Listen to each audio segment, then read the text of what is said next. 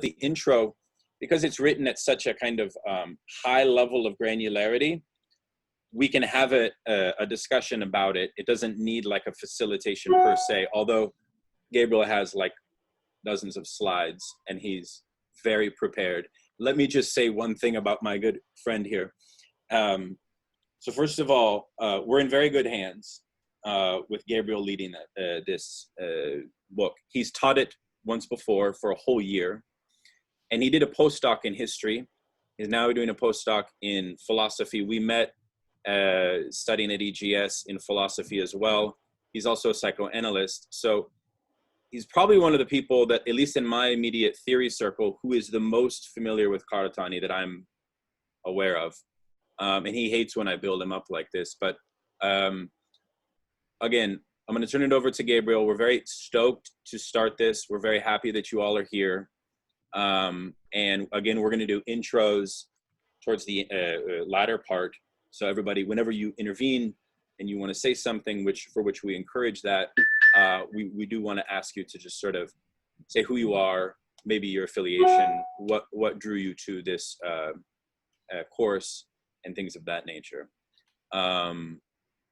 So I think most of you know me. I'm based in Washington, D.C. I do some film and media work, but I'm also a philosopher and I teach at multiple universities, including the local jail, which I very much... Many universities, including the jail. They're the most serious people. They are the most, like, you have no idea. It's next level. It's like me on my feet for 3 hours sweating.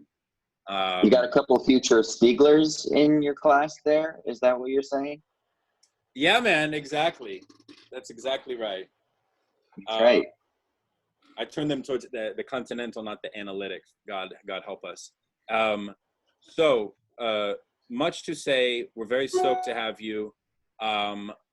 Gabriel, take it away. He's going to start by giving us an overview of your assignments. So we do want to give you a little bit of an assignment, not homework, but we do want to encourage, and I'll just briefly say this and then I'll stop talking. At the conclusion of each session, we've created an email, a Gmail address for this group. So instead of a Slack, we thought that it would be cool to have a website.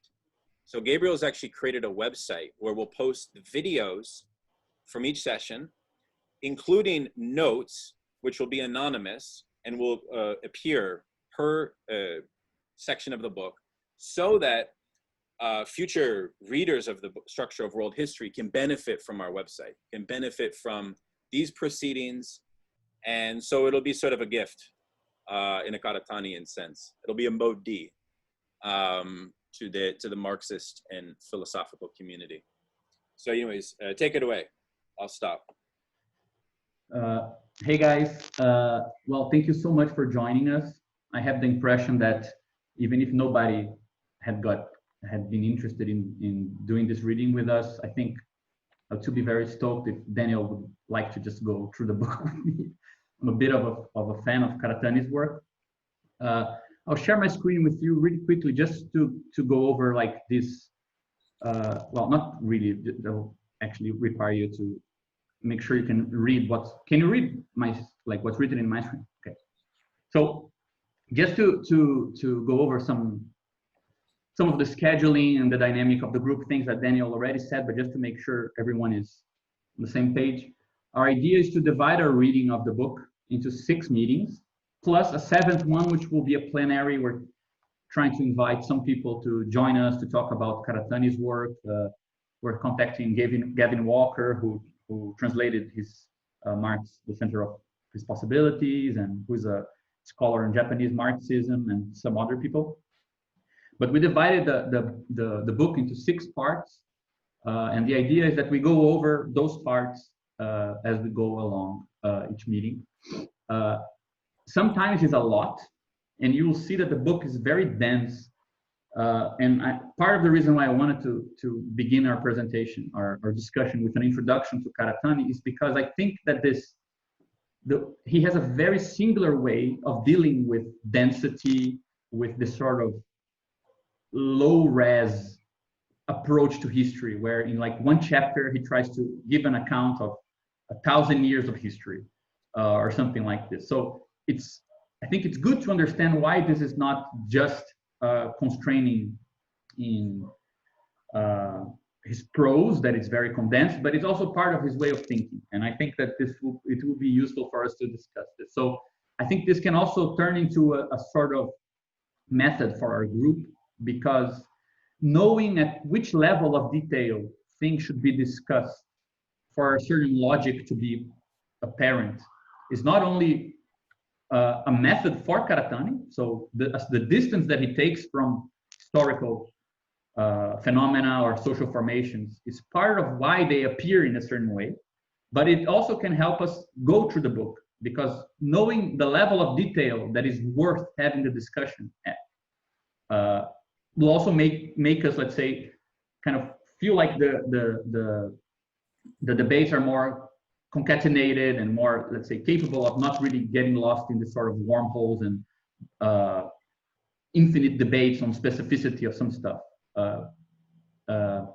I think that will help to clarify a bit why this is a good thing to have in mind as we go along, because Karatani is not only somebody who gets historians very pissed, he also gets Marxists pissed, anthropologists pissed, because it's never exactly what anyone said about those topics, but at the same time, he finds a way of mixing together people who for some reason, apparently don't speak the same language. So there's something to his method in this way of finding the correct resolution to discuss things. So I think that would be good for us to also be attentive to as we go along in our own discussion.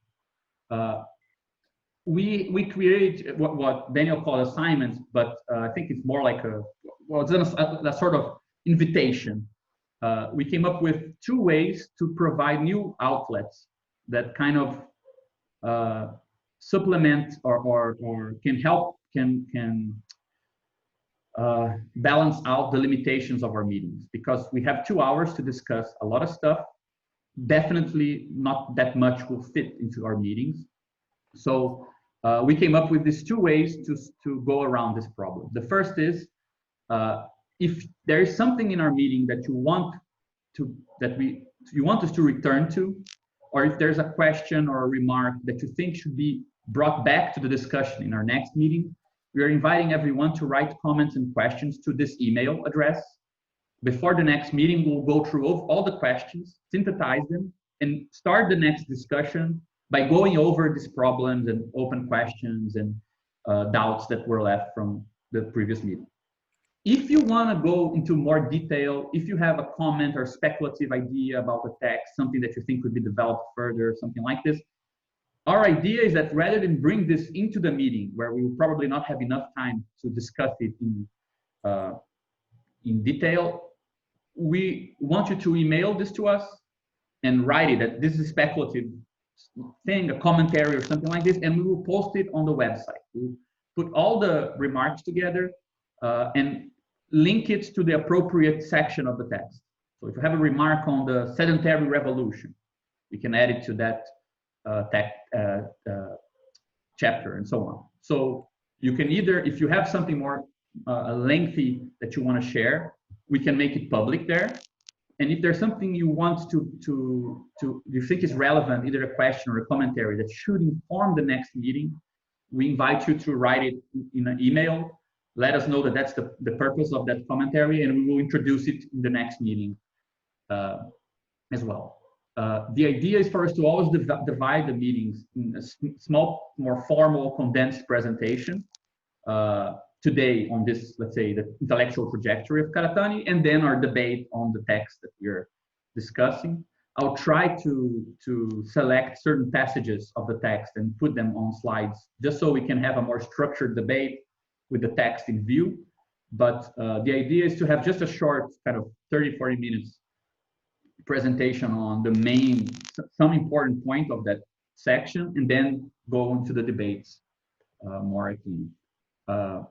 As I said, the idea was to begin talking about Karatani's method and the trajectory that of his thinking, because, well, for 2 reasons. First is that many of the questions that appear in the introduction, or that we might have while reading it, they do get better treatment in the text, in the book. So some stuff that sounds very cryptic in the beginning becomes a bit more clarified when you actually read the sections devoted to those issues. But some stuff doesn't. And I think that to deal with those questions, it's good to have a bit of a contextualization of his own trajectory. I don't only think that The Structure of World History is a better book due to political reasons, but Karatani himself says in the beginning of it is that it's his first systematic book. So up until this point, up until 2004, 2010, he was always writing critical books that were either based on the writings of others or critical of the writings of others. And he did think a lot about what a proper way of doing critique was. But it's interesting to see that there is a very important kind of thread binding his whole trajectory that goes from a sort of literary critic work to a way of reading Marx based on that critical mode, to a sort of suspicion of his own critical approach and a transformation of it, which brings us to Transcritique, to finally a sort of completion or reformulation of the logic of the book, of Transcritique, that leads him, as he says, to realize that he needs to write something systematic, that it's not enough to write critical books. So this is, I mean, as far as his bibliography goes, I think this is his big systematic book. And it's crazy that the systematization of his theory is also the systematization of world history. But in a certain sense, I think that we'll get more of the book if we think of world history as a sort of set of examples and set of certain material through which methodological novel proposal is being tested, than if we think that the novelty is the narration of world history that he proposes. There are many things that are not included in his reading, a lot of detail that is not there. And so I think that the most productive reading of the book is one that leaves at the end with questions concerning how to further specify the method, to be able to further find these ideas in the way we analyze social phenomena, rather than leave the book with the idea that you kind of got the best presentation on how feudalism became capitalism, as if new evidence could simply dismantle his project, which is, I really don't think it's the case. He proposes something that is very robust, even if sometimes the presentation is so quick, so condensed, that it does seem like he's missing out on important information. So I did like a timeline going from 1973 all the way to Structure of World History, because I think that we need to consider, actually these two issues here, these two moments here are the same, but to consider, yeah, I'd say 4 moments in his trajectory. So the first one is this sort of first turn to explicit political matters in his work, which is his turn from discussions on aesthetics, literature, the origin of Japanese literature, which was his first big publication, turns from that to political economy. And he turns to a reading of Marx for the first time. And as he says, he tends to get interested in Marx or to write about Marx, at least, in times where Marx isn't exactly that important in the political agenda of the moment. And so 1973, then again around the 90s, it's only now, only after 2008 perhaps, with Structure of World History first appearing in 2010, that you get him talking about politics and Marx in a moment where Marx is actually, let's say, being discussed again. So there's a more synchronous situation there. But what I wanted to show is that they're very interesting. There's a very interesting shift of perspective that happens with Karatani, not only because he's somebody who is not from the Western canon, but focusing on the Western canon of critique and Marxist literature. He's looking at a certain Western tradition from a very particular place that informs the way that he talks about things that are very, very familiar to for example, continental philosopher today.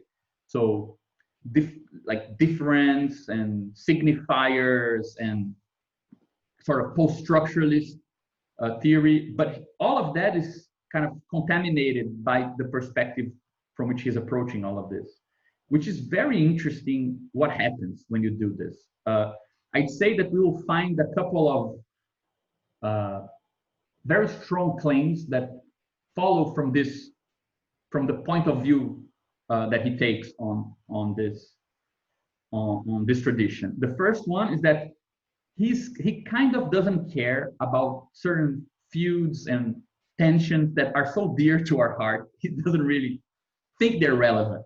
So anarchists versus communists, Proudhon versus Marx, it's a non-issue. Like things that would divide two clear groups that shouldn't meet, for him that makes no sense. Analytic and continental philosophy, like you never mix these things and they should be kept separate, or there is a relevant tension. If you read his Architecture as Metaphor, you'll see that he goes from Wittgenstein to Nietzsche to Derrida or whatever. He doesn't care. He's very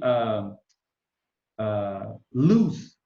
It's almost disrespectful how he doesn't really care for certain intellectual etiquettes that I think are very dear to our intellectual culture. So it's interesting to see somebody that talks from a place where these differences make no difference. They don't really set the tone for how you should formulate problems. The second thing that follows from this perspective, from a sort of looking Ari at the Western canon, is that he ultimately maintains the theory that Western philosophy was born not at the center of any social formation, but at the periphery of a social formation. So he kind of shifts on his head spatially the whole project of decolonization, of trying to introduce the periphery of the world into the philosophical consideration, and considering the legitimacy of non-Eurocentric philosophy, because for him, philosophy was born at a place that was not the center. Even in the case of Europe, it's a crucial historical fact for him that philosophy blossomed in history there where, and those places where social formations were at the margin or sub-margin of an empire and not at the center in a certain sense. So it's again a shift of perspective that you kind of look at something that seems central, seems canonic, but it replaces or displaces everything to different values that we're not used to seeing that way. So it's a very healthy kind of shaking of a more common perspective on certain debates, I think. And the main of these debates, I think, is what Marx has to say to us today, because I think that one of the first and most interesting things that we already see as a difference, and I think it already has the germ of everything that comes after, is that in 1973, when he decided to write this sort of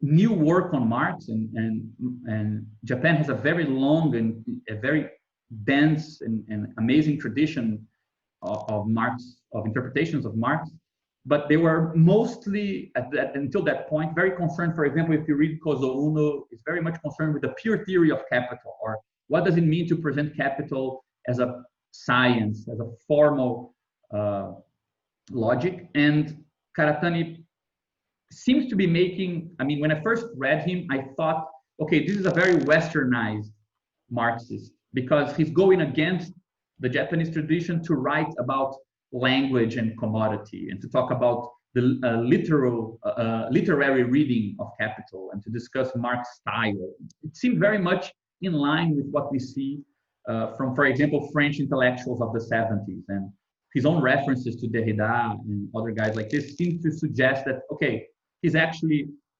westernizing the Japanese tradition of Marxism. But what you actually get are very precise displacements of commonsensical points, or at least commonsensical to that tradition, that shift stuff on their head. And I think the first point appears in one of the chapters of this book from 1973, where he first makes this connection that many people who read Slavoj Žižek or Derrida or Roland Barthes or any guys from the French theory scene are already used to or familiar with, which is connecting the value form, the commodity form, to language and to Saussure and to structuralism or structural analysis. So you see Karatani talking about how commodity, the Marx is always speaking by, as he says here, Marx is always speaking by means of analogies to the situation of language. Or for example, other moments where he says, so the question of commodity as commodity is precisely what makes the commodity a commodity is also the question of what makes language language. And so you think, okay, I'm in well-known territory for, French theory of the 70s.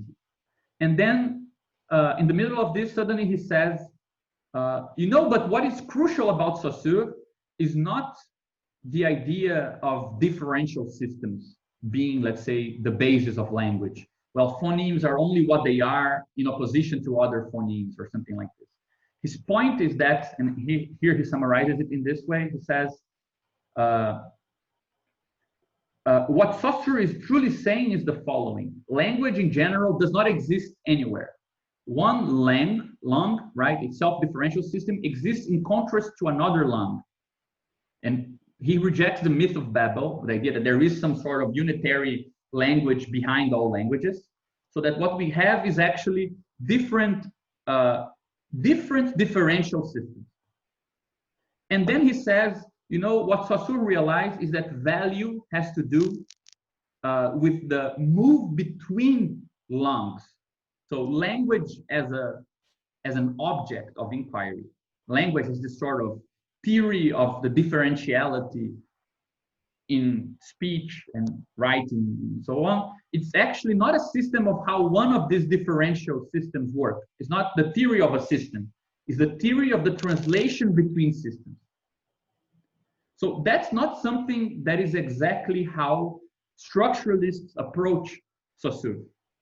So rather than saying a language, I don't know how, langue is a differential system and language is the sort of structure of that system, he comes up already at this early stage with the idea that you only find what language is by shifting between two concrete languages, so to speak, right?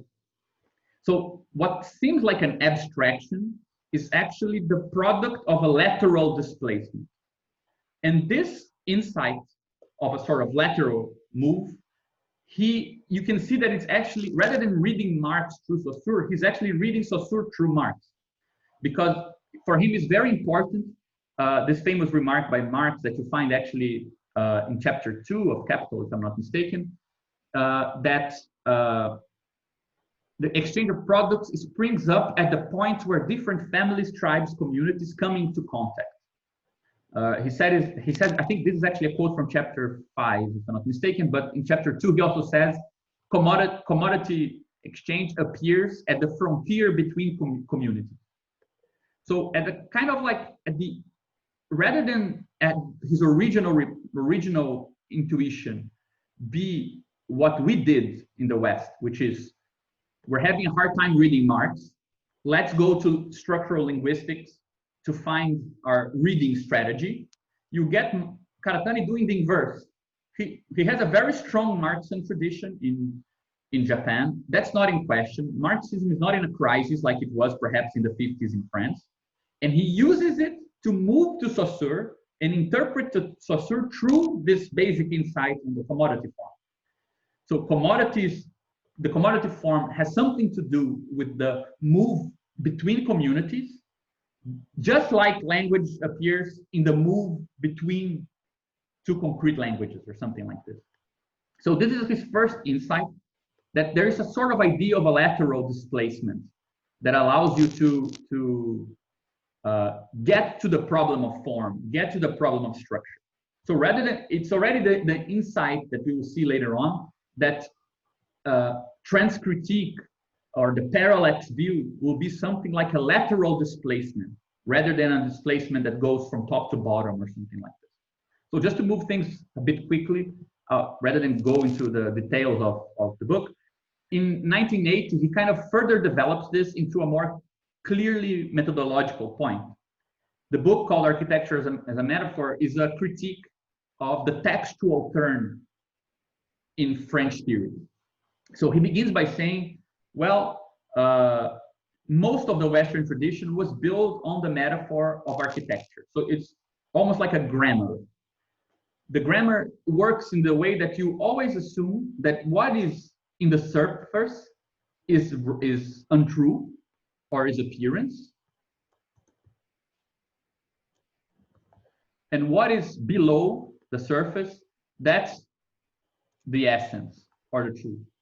And the unity of things are in their essence, which are hidden below in the foundation, and the otherness, the multiplicity, is something that is at the level of the appearance, on top, right? And he says, well, I can see that most people in the Western canon, the classical thinkers, they usually think in this way.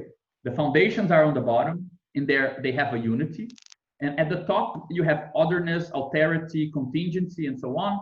But that's, let's say, you shouldn't get deceived by that, because what's true is in the bottom. So you would have a sort of constructive approach. That's why it's an architectural metaphor. And he says, what we get in France in the 60s and 70s is a sort of inverse and a critique of this constructive approach, a sort of deconstructive approach, where we start to think that it's the surface that is the structure. That's where the truth lies. That's where the otherness of the text is, and its essential character. And the bottom, what's hidden below, what seems to be its depth, it's actually the mystification or the illusion, in a certain sense, the thing that we should be careful with.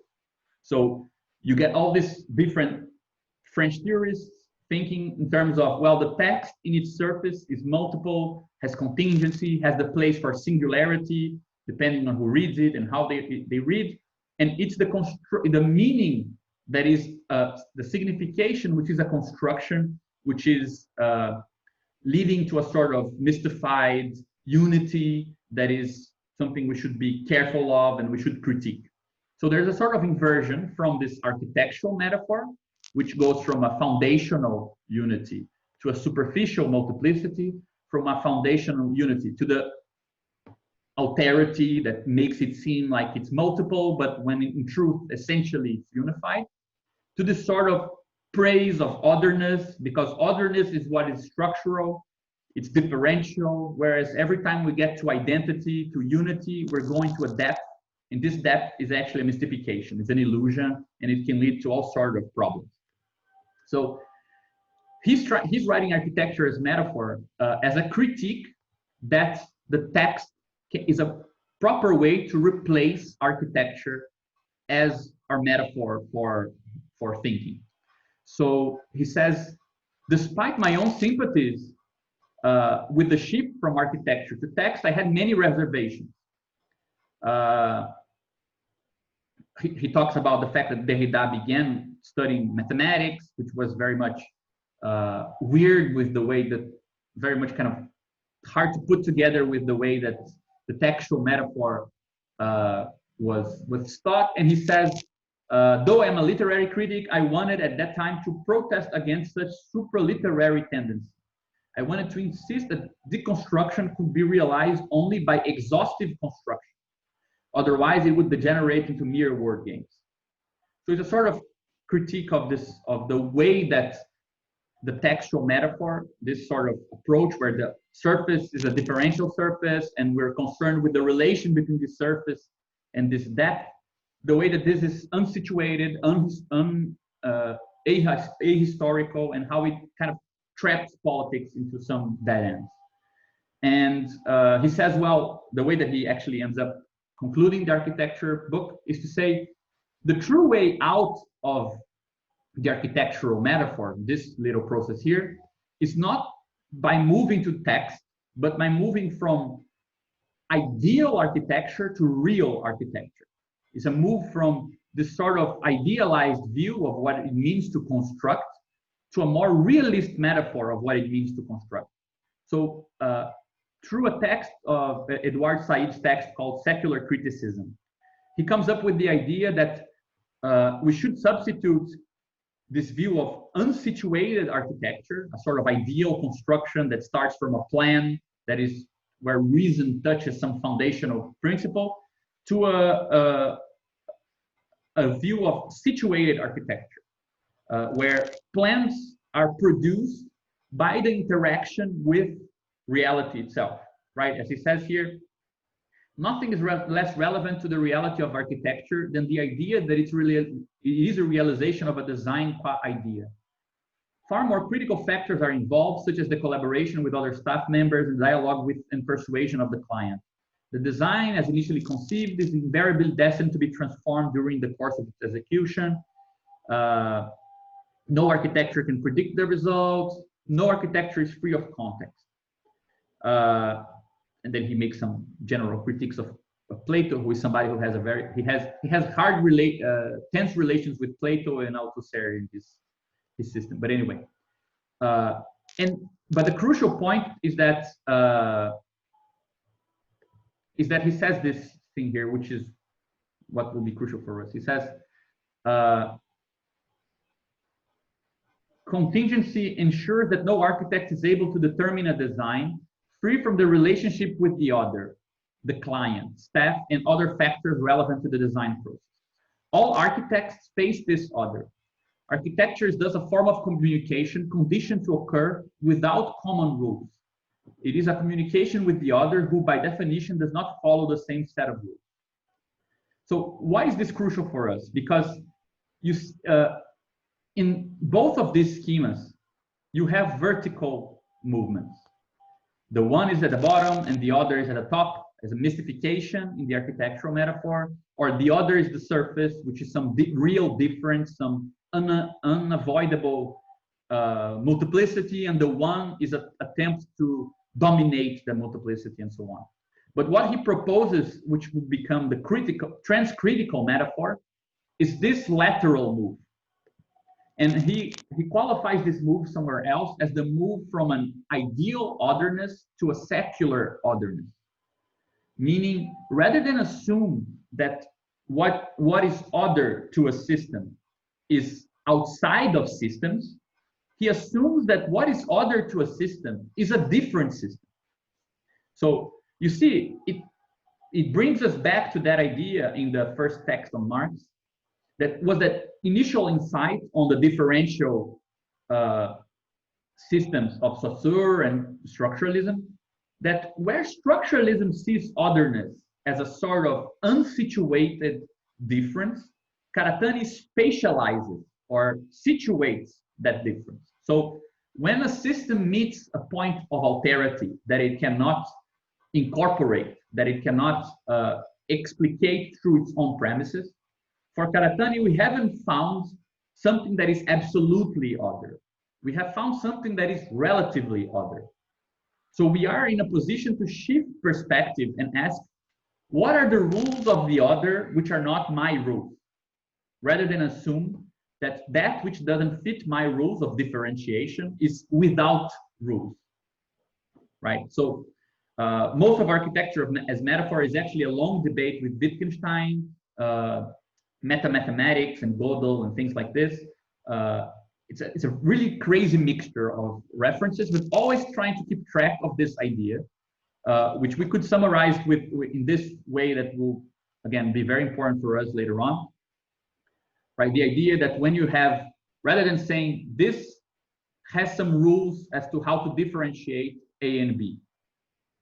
When I cannot differentiate, let's say I have something here that I don't know what it means, it's because it's an absolute other, absolute difference. For Karatani, it's actually like you have things here that are, they have a specific difference. And when you find something that you don't know what its relation is, it's actually gonna be in a different system of differentiation, right? System A and system B. And you need to be able to, rather than look it from here and conclude it is an absolute difference, right? You need to be able to shift your perspective to be able to see that from here, from this other perspective, from the standpoint of B, it's this stuff here that looks crazy. So this is the basic operation of what he calls transcritique or parallax view. You can see that it's already kind of being developed for a long time in his theory, right?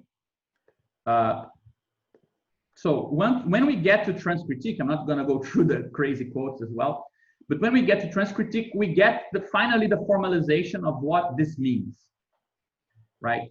This is a kind of a explanation of it. He says, but he goes back to Kant, and he talks about this idea of, he said, he finds in Kant, again, reading Kant through the Saussure that was read through Marx, and which is already a very different genealogy than we are accustomed. He says, he kind of singles out this quote from Kant, where Kant says, formerly I viewed human common sense only from the standpoint of my own. Now I put myself in the position of another reason outside of myself and observe my judgments, together with their most secret causes, from the point of view of others. It is true that the comparison of both observations results in a pronounced parallax, but it is only means of preventing the optical delusion and of putting the concept of the power of knowledge in human nature in its true place. So you see, because he had this idea, right, which I summarized with that little schema of moving places, right? He says, if you have a system with a certain set of differences, from its standpoint, something else seems like irrationality. But you need to be able to do, and for him, Kant was the guy who came up with this, you need to be able to shift your perspective to the standpoint of this, and you will see that from this standpoint, this thing here looks irrational, right? So for him, and perhaps against the grain of what you're used to think, that Nietzsche perhaps was the great Western perspectivist, for him, Kant already, the very idea of the critique in Kant is an idea of a perspective shift that only allows you to think about what is invariant, because you are able to ask the question about what is in between.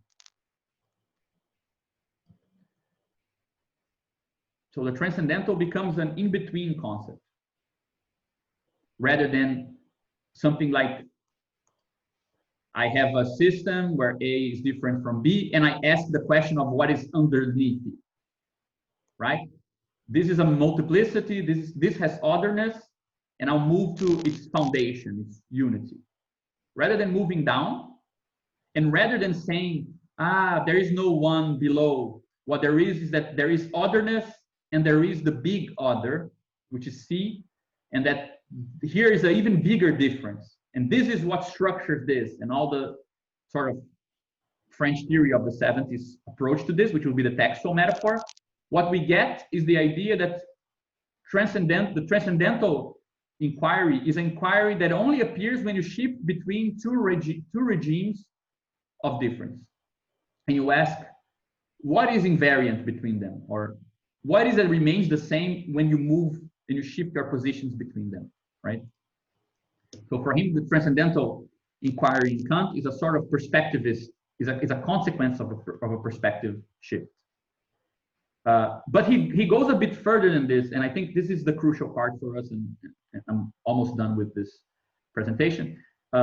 He goes a bit further with this, and he says, he takes Kant's distinction between science, ethics, and aesthetics as a sort of point of insight into how to turn this transcendental the displacement between perspectives that creates the transcendental inquiry into a method.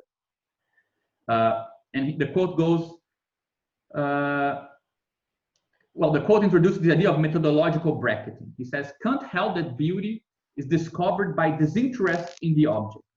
This is, as it were, a methodological bracketing of the interests. What kind of interests then must be bracketed? Intellectual and moral. Confronting a certain object, one judges it as in at least 3 domains simultaneously: true or false, good or bad, pleasurable or displeasurable. Usually these form an intermixed complexity. And it's only when a certain object is received by bracketing the other concerns. So for example, that we bracket concerns with if it's something is true or bad, if it's true or false, good or bad. Only when we bracket this does it become an aesthetic object. But what Kant characterized with respect to the judgment of taste is applicable also to both cognition and morality. In modern science, the cognition of the object is realized only by bracketing judgments that are moral, so if they're good or bad, and aesthetic, they're pleasurable or displeasurable. So in the same way, Kant attempts a purification with respect to morality. In this case, it is achieved by bracketing pleasure as well as happiness. It is crucial to keep in mind, however, that bracketing is not the same as negation. So I think, just a second, somebody's trying.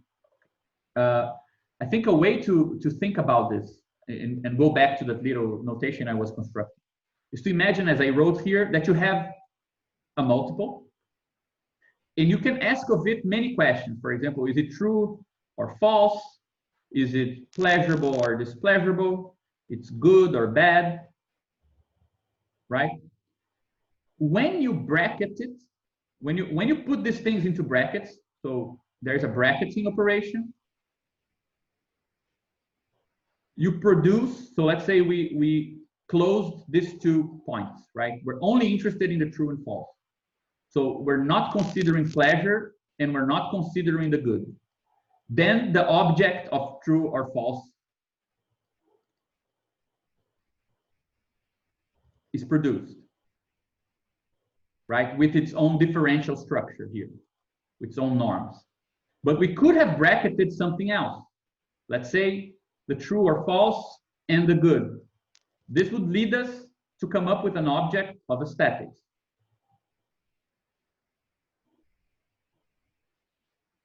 And this would lead to its own system of difference.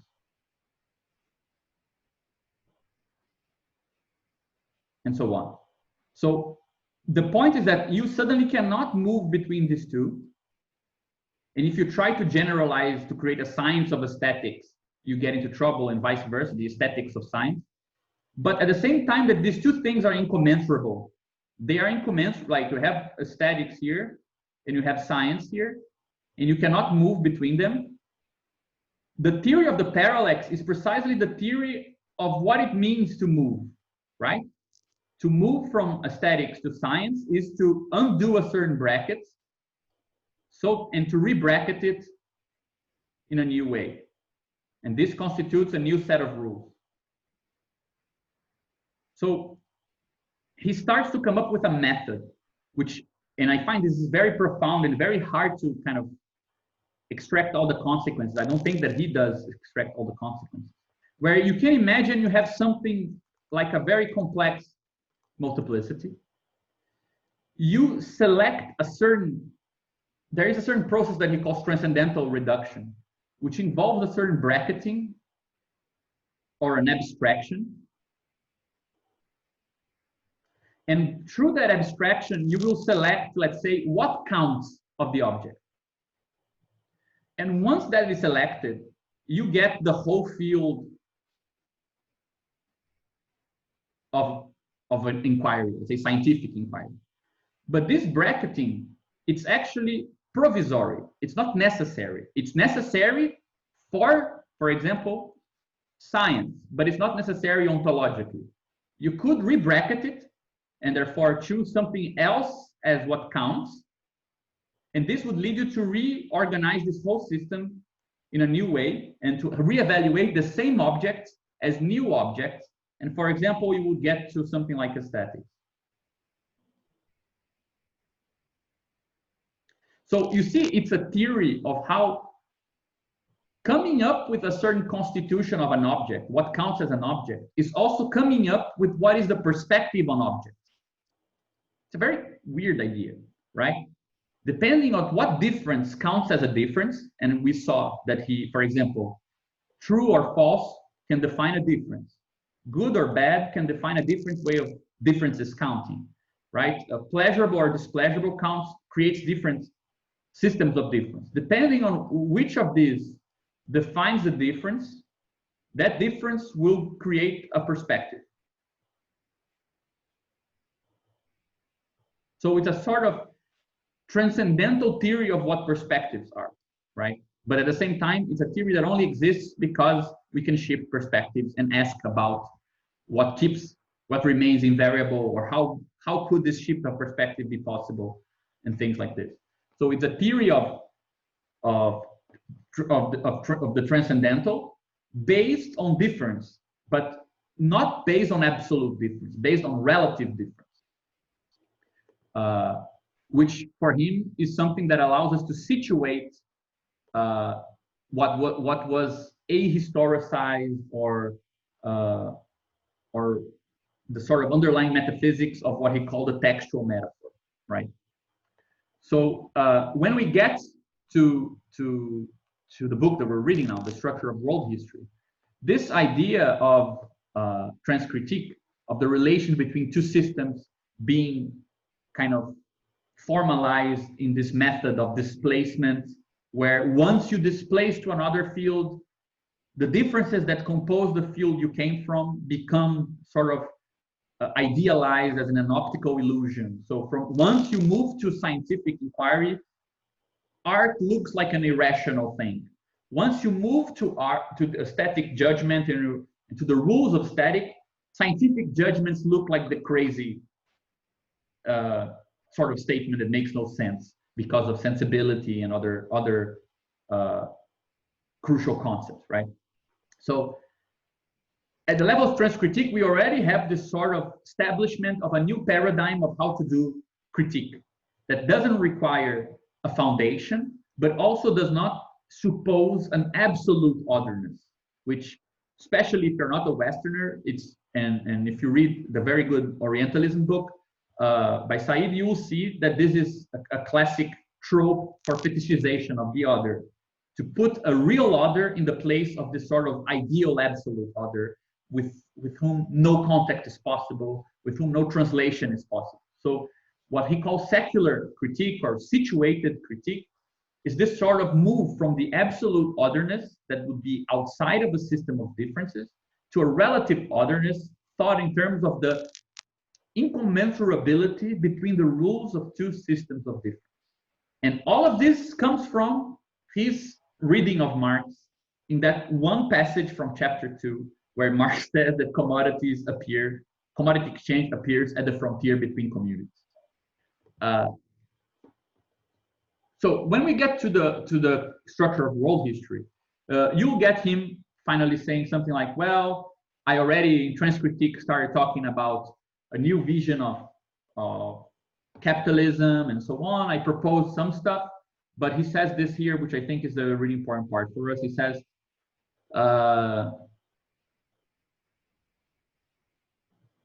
he realized that when I came up with the idea of comprehensive rethinking the history of social formations from the perspective of modes of exchange. This idea was originally proposed by Marx, but to carry it out fully required a rejection of conventional Marxist formulas. Nor would it be sufficient, I realized, to simply reinterpret Marx's text. So until 2001, so around the time of Transcritique, I was at heart a literary critic and theorist. So my readings of Marx or Kant took the form of textual criticism. In other words, even when I was presenting my own views, I presented them only in the form of meanings that could be derived from the given text. But this thing was limited, so in taking up the problem of the structure of world history, I felt the need to construct my own theoretical system. And I have always disliked systematic undertakings, was never particularly good at them. Nonetheless, now I am for the first time in my life venturing to construct a theoretical system. And he says, because the thing that he wants to present can only be presented systematically. And there is what I wanted to conclude in, the point that I wanted to conclude at is that there is actually a very immanent reason and very immanent passage from what he calls transcritique to both the idea of what he calls a Borromean knot we will see this coming up a lot in the book, of capital, nation, and state, this sort of Borromean analysis, or sort of triadic analysis. It comes together with a reconsideration of Hegel, which he was very critical of before. And he says, well, in some sense, the thing I'm doing here was actually in Hegel. Hegel was a guy who kind of intuited this path. So both his reassessment of Hegel, his use of this idea of Borromean knots, Borromean logic, and the fact that he's now trying to construct a system, all of this can kind of be derived from the limits of his own transcritical metaphor, which in my opinion is not the big concept for his system. I think that we still are lacking the name for how should we conceive the method he's using in Structure of World History, because it completes the deficit in the idea of transcritique. Why I say this? Because this is what we just saw, right? We have a differential system here. We have another here. The parallax help us to think how to move between them, and to realize that when we are here, this thing looks irrational. When we are here, this thing looks irrational. But we can actually, let's say, move to a different view of this relation through the theory of parallax. But the theory of parallax at this point is unsituated itself. Where do you theorize the difference between this and this? So what he realizes, in a sense, is that the move from this to this is impossible to express either here or here. There's a tension, an incommensurability, right? They're not made in the same measure. But the theory of parallax is somehow able to talk about this difference. So what he realizes is that there is actually a Trinitarian system and not a dual system. And it's true that if you go to one of Hegel's most despised texts called Reason in History, which supposedly is the Bible for teleological thinking in historical formations, you actually find something very similar. Hegel there will talk about how civil, and he talks about this everywhere, but it's very concise in that point. He talks about, well, civil society, which is very much the place for the system of needs, voluntary relations, pretty much capitalist relations in a certain sense, or commercial relations. In order to rule itself, it comes up with a constitution, with a law, right? So you have here will, and you come up with a law that's supposed to rule over this. But what happens is that the rules of law, or the norms of law, or the logic of law, doesn't really fit the logic of will. So the thing you came up with to organize your own will starts going against your will. And then, for example, Hegel will theorize, for example, Antigone and other cultural products as means to express the contradiction between will and law. So for example, you have Antigone trying to bury her brother, which is, let's say, her desire. You have the state, the Greek polis saying, no, you cannot do this. And in theater, in tragedy, we're able to express the antagonism between the two. So this idea for Hegel, and Frederick Jameson is a big champion of this idea, where culture is the place where we express a contradiction in society that cannot be directly expressed where it takes place. So this is sort of, it has expressive power to spell out a difference that has no name between will and law. So for example, you have Antigone here as a sort of expression of the contradiction between will and law in Greek society, right? And you have the concept of civil society, of state, culture as a sort of mediating term, but this is also unstable. There's also an antagonism between this, and this leads to the renovation, or the constant movement and the ruin of states, which will be the history of spirit, right? So what he's saying is that this idea that I just showed here, that kind of follows from the immanent contradiction of just shifting between perspectives. Okay, but where is this shifting being expressed? What is a system that has the power to express how two other systems are in antagonism between one another, right? For him, this is something that you can find somehow in Hegel, even though there is still a sort of prejudice of giving too much importance to the state. So the idea of a Borromean knotting of capital, nation, and state is actually a development on top of the theory of the transcritique. It's, let's say, it's stable idea, right? And just to conclude, because not everyone knows what the hell a Borromean knot is, this is a sort of Lacanian kind of trope, the idea of Borromean knots. Lacanians love this, and they helped to promote the existence of Borromean knots, even though Borromean knots are not knots to begin with. Like formally, they're links between rings. Knots are only one string made of just one string. So Borromean links, there are Brownian links, as they are also called. They don't need to be made of 3 links. They can be made as more than 3 to the n number.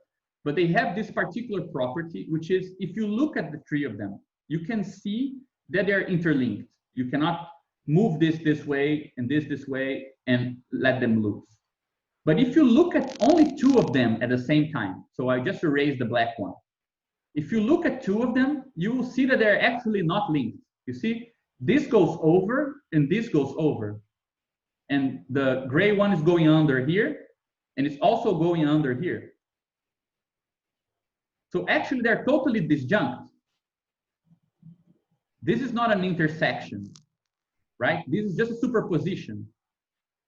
What's in here is not shared by both of them. They're not connected.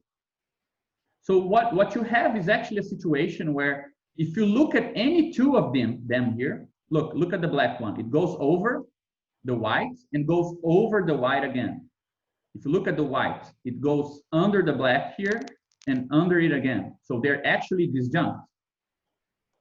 If you look at the gray and the black, you'll see the same thing. They are disjunct. They're not connected. And the same thing with the white and the gray. So it's only considered as 3, the 3 together, that you actually see the connection between them. That there's actually a way that they're connected. Taken 2 by 2, they're not connected, right? A similar sort of structure, and actually a Borromean knot like this, if these things are made of stable, like a solid material, it cannot be made in 3-dimensional space. Another classic example of this sort of structure is this classic Penrose triangle. I'm not sure if you guys ever seen it, but it's very common. But you see that it looks weird, like it's connecting things that are kind of crazy. If you actually take any connection 2 by 2, so this with this, it's consistent. If you look at here, this with this is consistent. If you look here, this with this is also consistent, right? It's only when you take the 3 together that a contradiction appears. Right here, if you look just 2 of them, this is a regular, you can make this in like a wood shop thing. If you do it here, you can also make the same thing.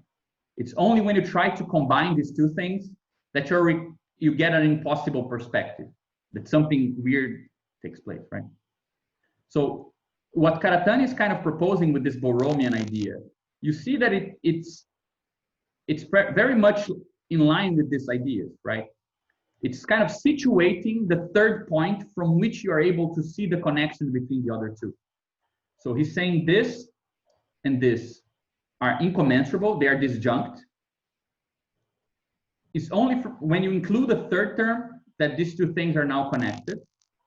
But he generalizes this property. This same thing is valid for the relation between D and T, this and this. They are disjunct and they're only connected because of B.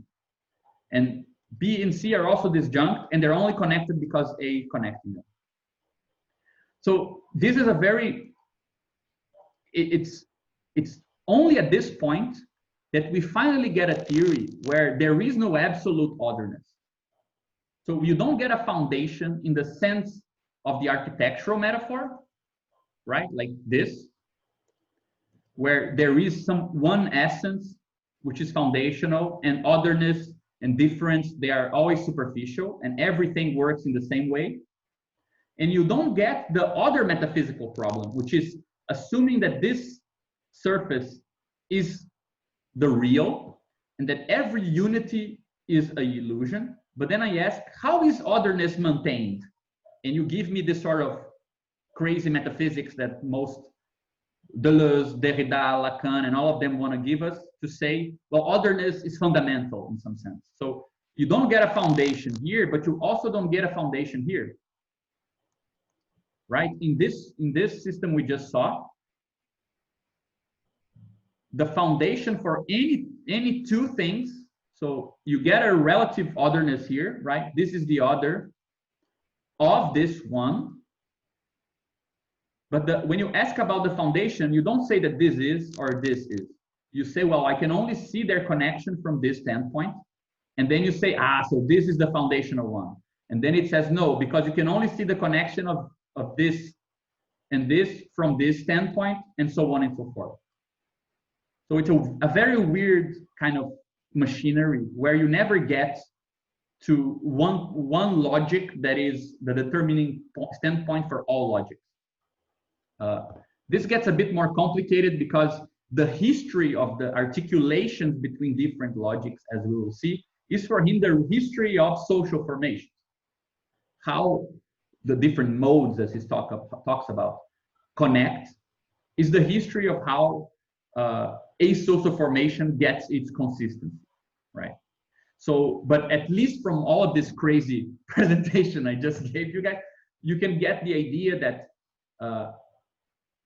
it's one step further beyond the idea of relative autonomy that we get in Marx's theory, because you don't need to give precedence or fundamental precedence to any of the differential or normative systems that we're gonna relate. The precedence is always local, it's always situated. And second, even you're always moving between the bracketing that allows you to see the pure logic of something. So for example, let's take all the concerns with value and honor out of the table. This will constitute the object of state and contract and status and things like this. But let's remove our concerns with status and honor, and this will only leave us with a pure logic of commodity exchange. So the bracketings help us to move between these logics, but at the same time, we're always concerned with how they are situated in actual space. So while they are concretely constructed, like a real architectural problem, rather than an ideal one where pure logics are simply implemented into places, right? So not only will we be seeing constantly this shifting of perspectives, where suddenly Karatani is trying to connect Marx and Mauss and Hobbes and anthropology with sociology, with Marxist thinkers, without trying to undo the contradiction between them. He will say, well, the contradiction, they're incommensurate, it's true, but if I take a third standpoint, I can see where that incommensurability comes from, why there's a parallax between them. And this is valid for the three positions, right? And furthermore, he will use the sort of world systems theory to situate these different logics and how they are transformed by the terrain they are occupying as well. Can I ask a quick question? Please do. Yeah, does he map this onto, at least abstractly, to, I know he talks about the Hegel's philosophy of right, but does he talk about in science, the movement between being, non-being, and then becoming as well, in that tripartite? No, I don't think I think we will have to assess this as we go along, because Karatani has some people that he really dislikes. Engels, he's a very classic Marxist in the sense that everything that is wrong with Marx is Engels' fault. Althusser, who is always wrong, doesn't matter how close they are at points. And Hegel, where even when he takes stuff from Hegel, he finds a way of saying, yeah, it's the least worst option. Like, never says anything good. So partially because I think he's doing what these three guys did. Like, structure of world history is like the origins of property, state, and family property and state. Like he's a rival to Engels in a certain sense. He's a rival to Althusser with the idea of complex social formation. And he's a rival to Hegel with his theory of world history. So even though he's all about the gift and pure giving, when it comes to these three guys, he doesn't budge. So you will find very little remarks on anything good in Hegel, even though I think that there is much to explore there. I don't think that this logic that we're talking about is exactly the same as just a dialectical move. The best interpretation of the parallax logic in terms of dialectical moves is Zizek's own attempt at it in a parallax view. He tries to say, yeah, you know, Karatani thinks he's a Kantian, but Hegelian dialectics is all about that. It's all about the immediate move towards another. This creates a contradiction, and then you keep the contradiction as you move to a third. The third position is the expression of the contradiction, not its sublation, not its, let's say, overcoming, right? So we could perhaps, without that much trouble, come up with an interpretation where, you know, if you have a system here with immediate differences, you have a mediation to something else. This leads to a kind of even worse difference, because these two things don't mix well. They're not measured for the same criteria, and this leads us to a third thing. Oh my God, what did I write? Okay, this leads us to a third thing that expresses the contradiction, right? It's able to say this crazy contradiction. So you could come up with an interpretation where this has something to do with dialectics, and I think that Zizek does a really good job at showing that there is much more common ground than Karatani wants to accept. I mean, I think that every time we find any mention to Engels, Althusser, or Hegel in the text and any of his books, they're usually kind of overly caricaturized. Like it's not like what he does with other thinkers like Hobbes or Marx or Adam Smith or Wittfogel or whoever, where he's clearly being selective, but very, very praises them a lot for their insights. With Engels, Althusser, and Hegel, even when he praises them, even when he uses something, it's like, I'm using it despite that idiot, you know, not because he's great. So there's something to be thought of there, I think. Yeah. So anyone, I mean, this was a lot of material in 40 minutes or 50 minutes. I'm counting on Daniel to interrupt me when I go too long on this stuff. But I think that with this, I mean, I'm not sure if you guys have questions, you want to discuss this a bit, or you want to perhaps ruminate over it, and you can just write us through the email, and we can pick up on whatever questions you have about it in our next meeting. And we don't know if you prefer already to move on to the structure of the first chapter of the introduction, sorry. Anyone? Yeah, I mean, that was amazing. And Gabriel now has the ability to write on his computer, so we're all in trouble. Yes. No, it was fabulous, man. That was really, really useful. I would just say a couple of points. I would recommend, if you want to understand bracketing, the section in Trans Critique called Crisis of Synthesis is a pretty good section to understand, in some sense, for those of you familiar with Kant, that what he's really talking about is the development of a synthetic judgment, which is sort of this refined, complex point from the Critique of Judgment, which is ultimately, I think, a Kantian point. But as Gabriel and I were talking and preparing for this, we're not really sure that you can call Karatani like a quote-unquote Kantian Marxist. And in my view, he may have a reputation as such. And a lot of people on the Marxist philosophical front, I think, have a very obscure critique of Kantian Marxism. I mean, there is a history there. I know the Second International had a huge Kantian component. I know you have like a number of thinkers prior to post-structuralism or even structuralism coming onto the scene, from the Lukácsian school of worldview Marxists, who are deeply Kantian. Yet, I think it's an interesting question for those of us interested in pursuing it. To what extent is Karatani really Kantian? Or is he just using something from Kant and going off and making a critique, as Gabriel mentioned, of post-structuralism? That's one point I wanted to make. The other point I wanted to make, I was rereading Parallax's view, and I really think that he is taking Karatani, Zizek, through a Hegelian lens, because the main thing he really gets there is that this whole business of the one and the disabling of the transcendental perception of the one as such. So he's sort of, by no means does he fully reject Hegel, obviously, it's Zizek, right?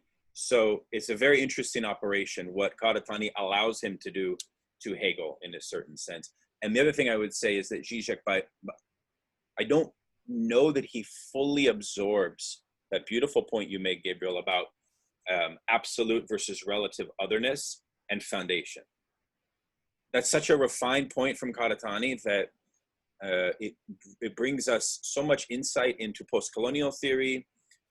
You mentioned Edward Said, into alterity, and so on and so on. And even as a way to get out of structuralism proper. So I thought that was very nice that you made that visually apparent. Was everybody clear on all of that?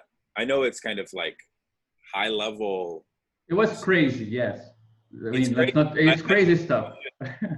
We should just invite folks to bring their questions, but also your interventions. So at any point, this is the time to. Yeah, I mean, I'm just gonna, before anyone asks anything, if I were in your position, I wouldn't ask anything because I would be inhibited. It would be kind of hard to digest. So if you're also a bit kind of unsure of what to ask, please use the email and ask whatever you want. Maybe I could pose a question. I mean, when you talk about bracketing and you think about the Marxist concept of contradiction, so it almost seems that incommensurability of a system, right? The X, the point of its unthinkability of its of the thing itself, of the Kantian thing itself, which produces the bracket. You have the Husserl method, which does a similar operation there. Mm-hmm. But then you have also the notion of contradiction, like you said, with Jameson.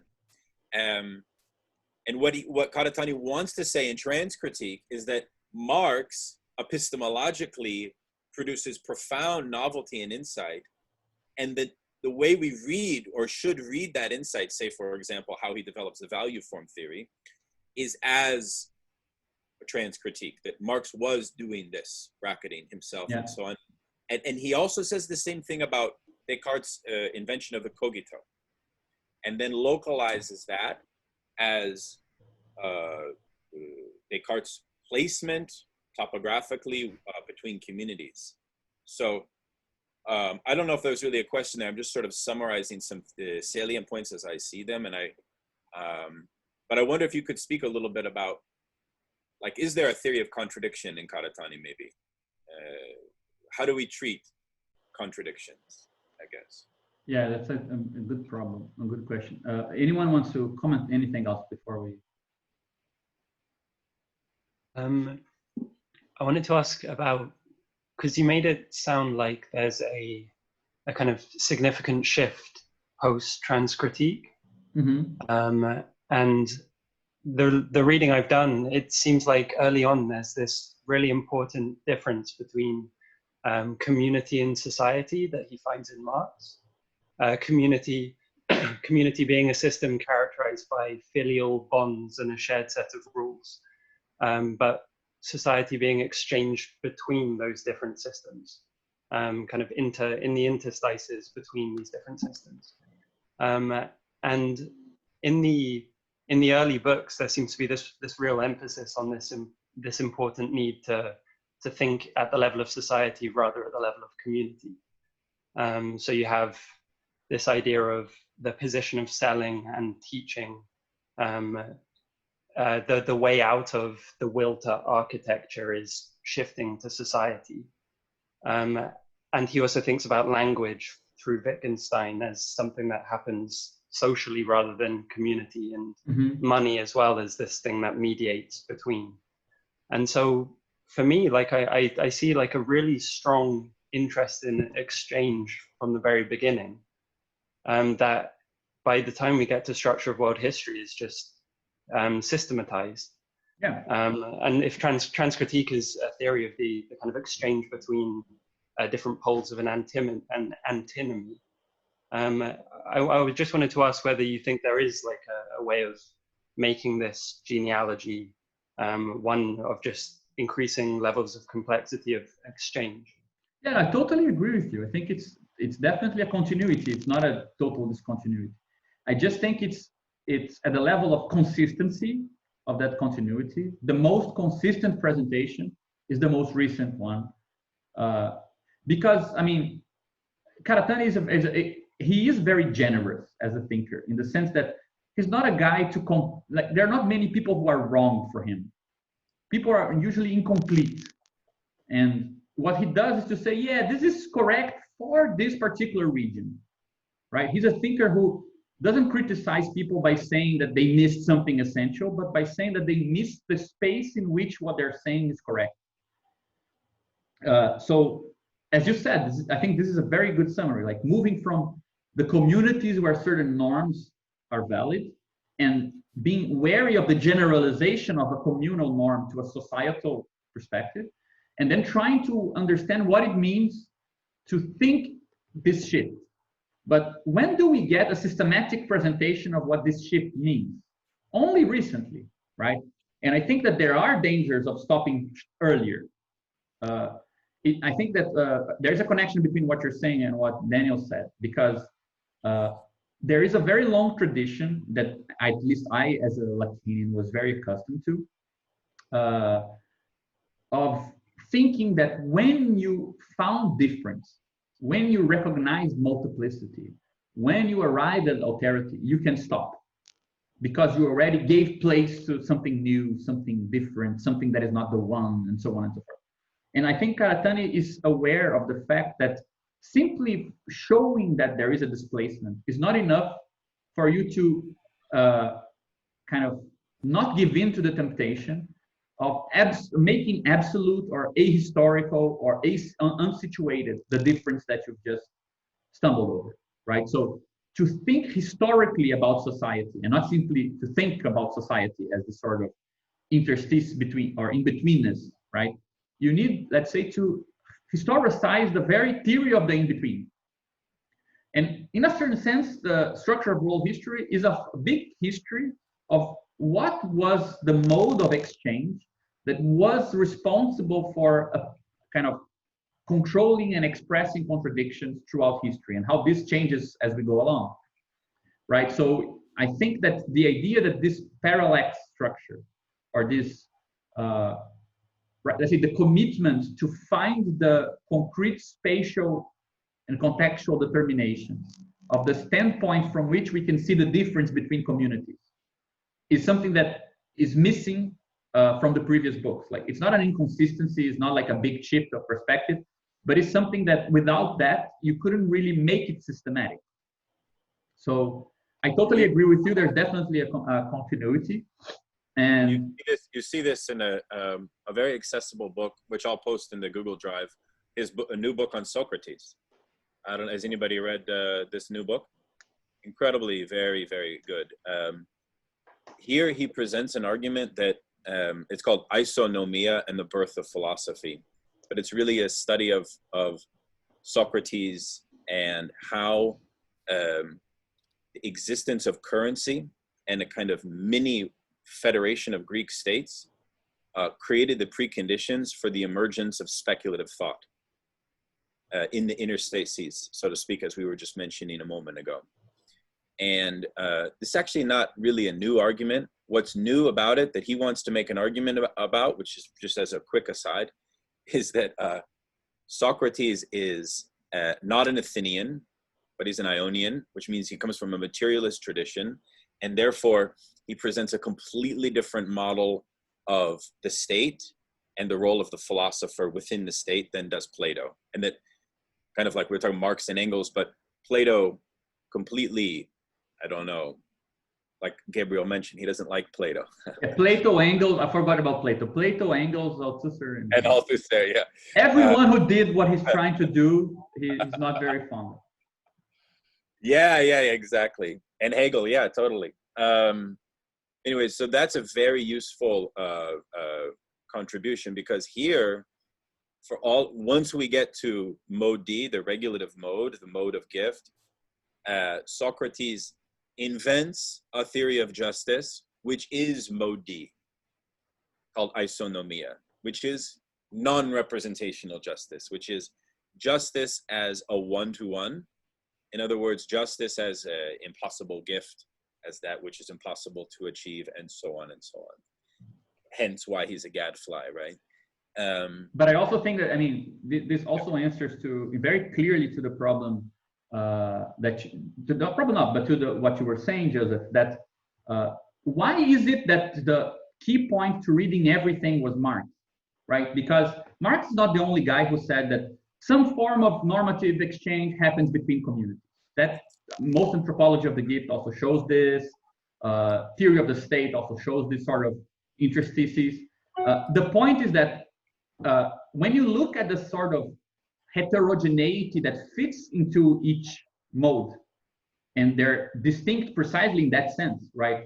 For example, for him, mode A is able to relate the difference between families and the difference between that settlement and other settlements.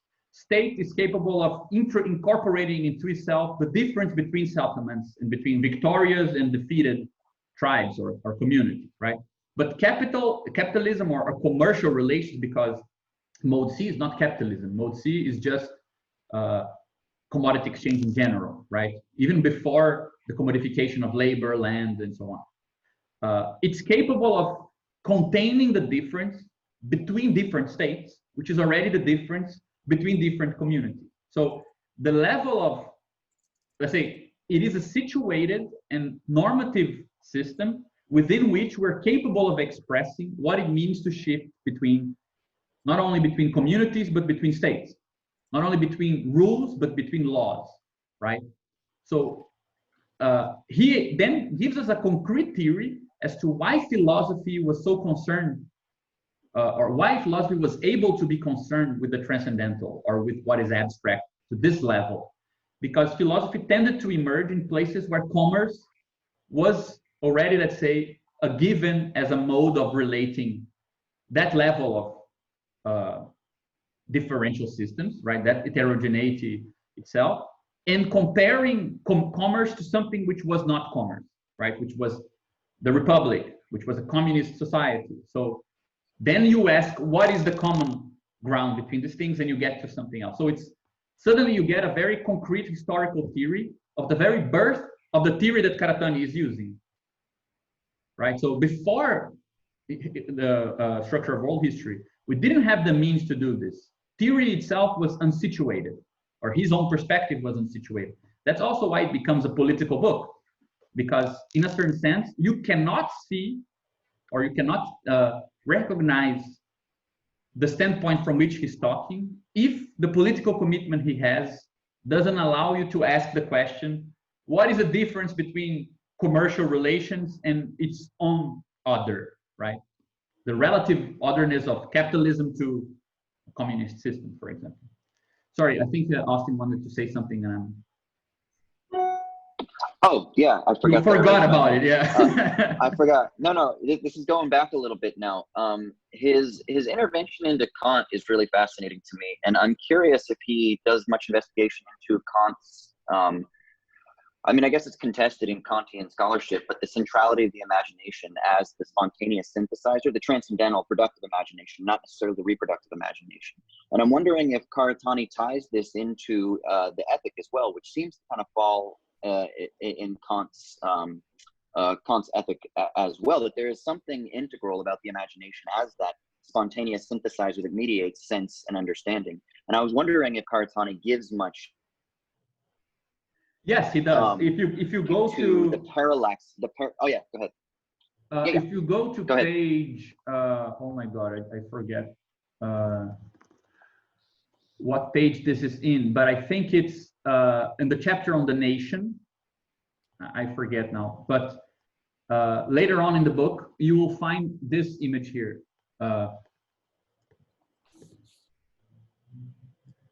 Just share it with you.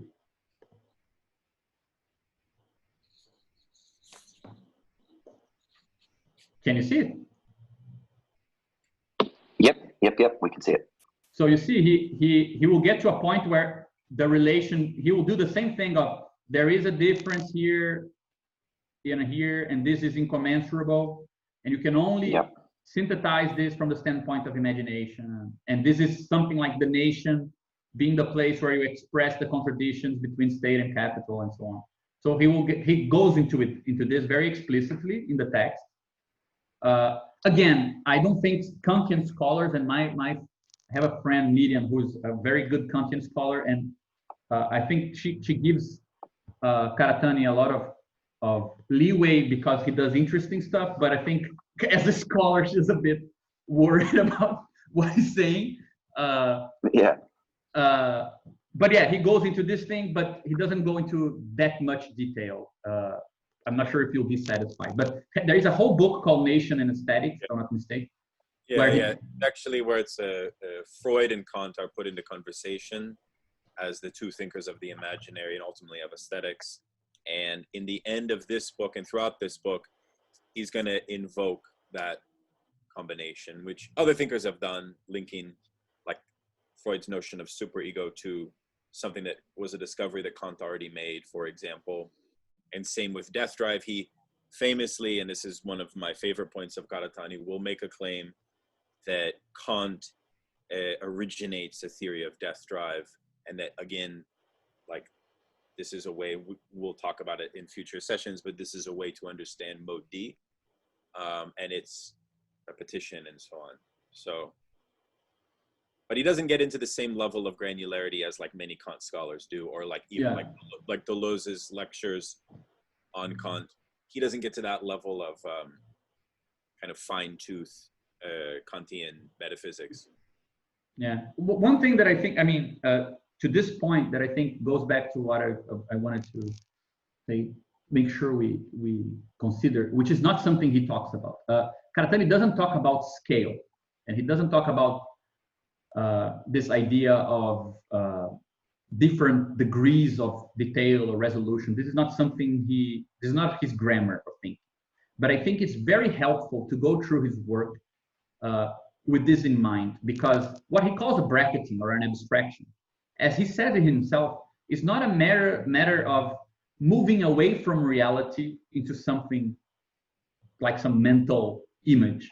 It's about selecting a difference that makes a difference for a certain normative system. So these differences, so the true and the false, the good and the bad, I mean, it's just the Kantian example, but we will see that it works in many ways. So the difference between power in the gift, the difference between power in state. So the way that you bracket these things, it's kind of like choosing a scale of analysis. So as we will see, and I mean, we can jump to this very quickly.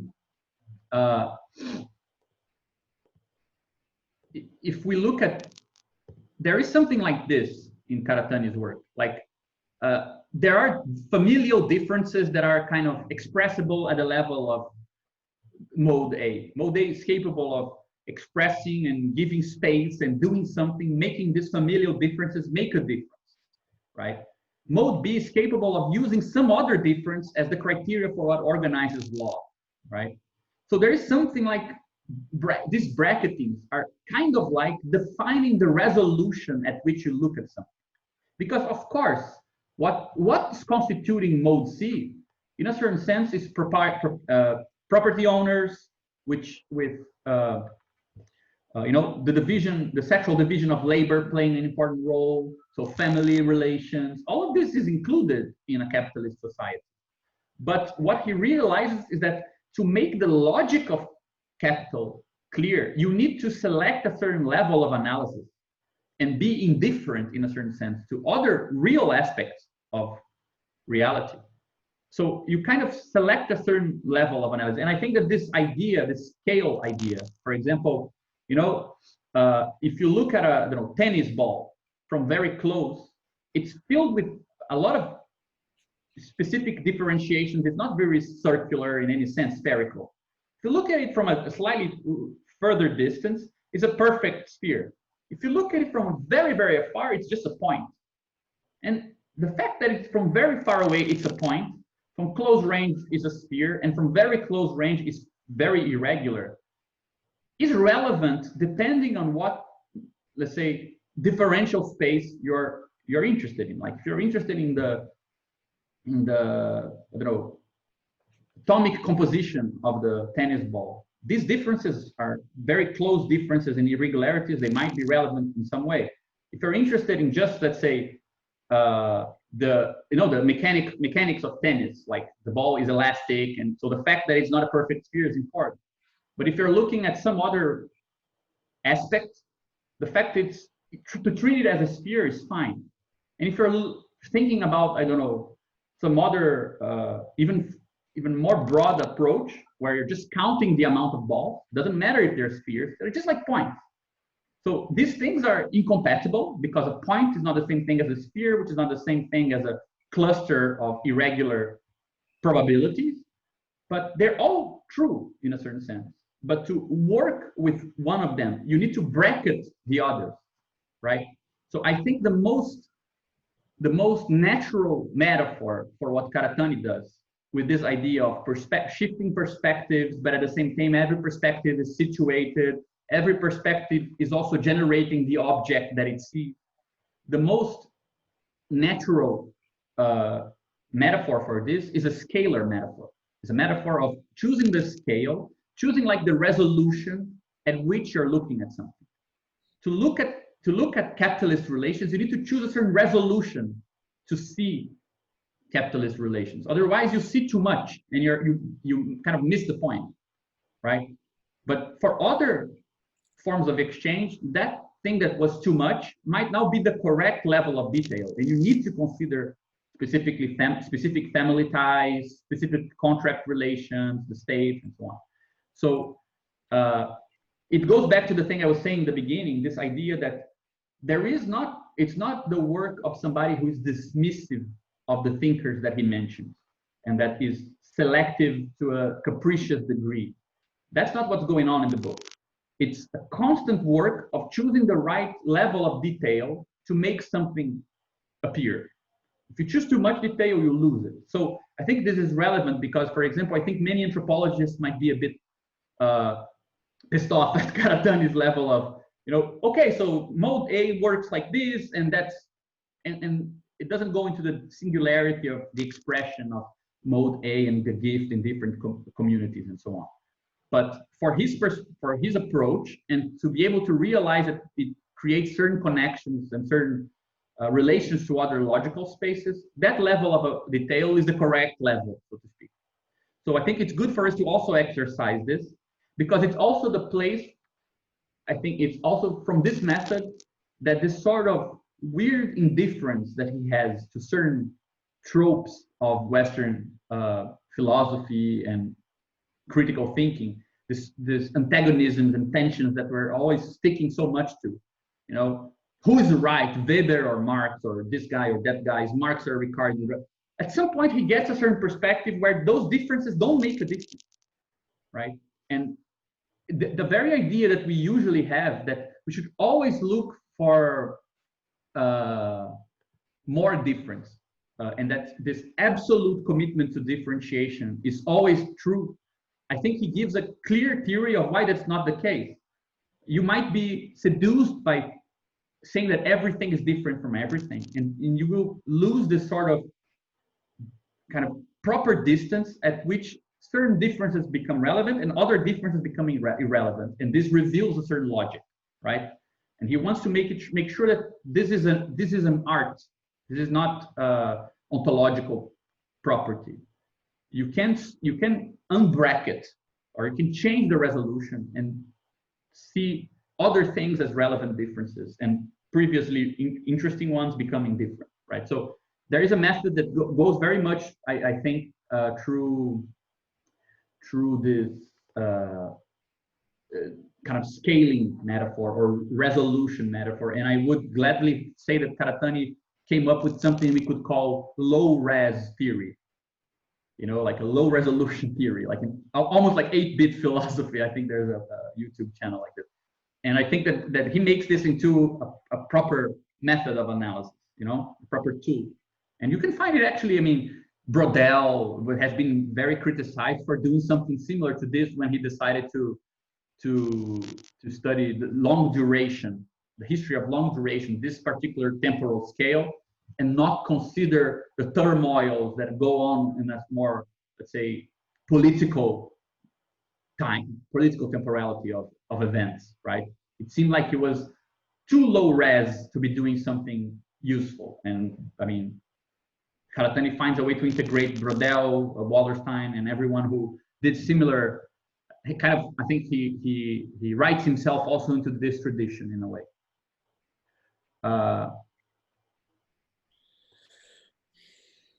Yeah.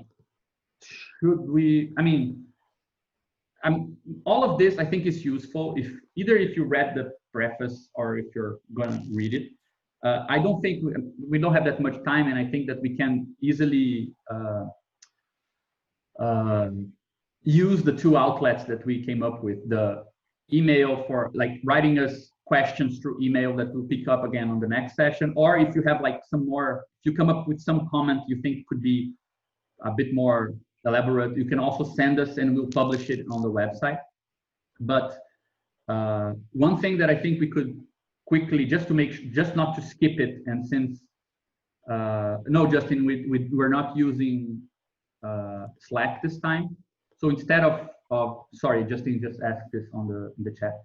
So instead of instead of writing your remarks or ideas in Slack, our idea is that you email us this remarks to this address, karatani.group@gmail.com, and you can tell us one of two things.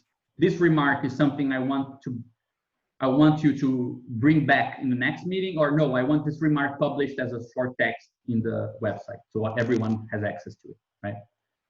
Let me say one thing about that. We realized in doing these group sessions prior that sometimes the Slack and the collected notes effort, just to give a little bit of rationale, follows a trajectory of like a lot of energy expended in the beginning, and then it kind of like fizzles out, in part because one person will do a profound display of notes, and then other people will feel like, oh, well, this person's kind of done it. You know what I'm saying? So we felt that sometimes those shared documents can prohibit creative debates and dialogues and so on and so forth.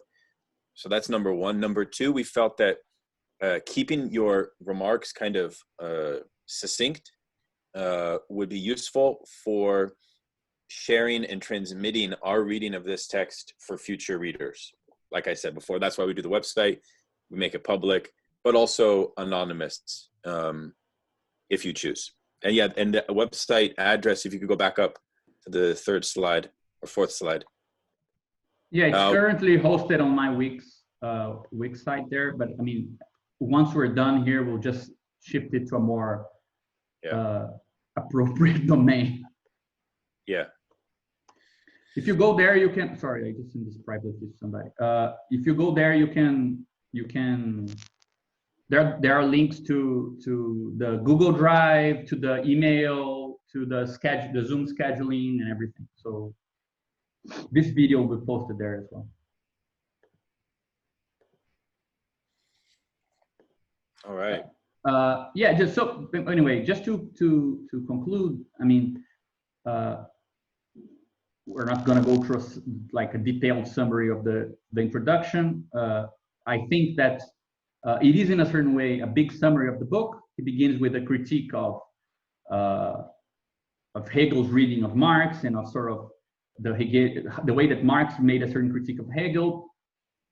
I find it a bit of a weird subtitle for the first section because he's actually criticizing Marx's reading of Hegel rather than just expressing expressing what critique Marx made. He's critiquing the critique in a certain sense.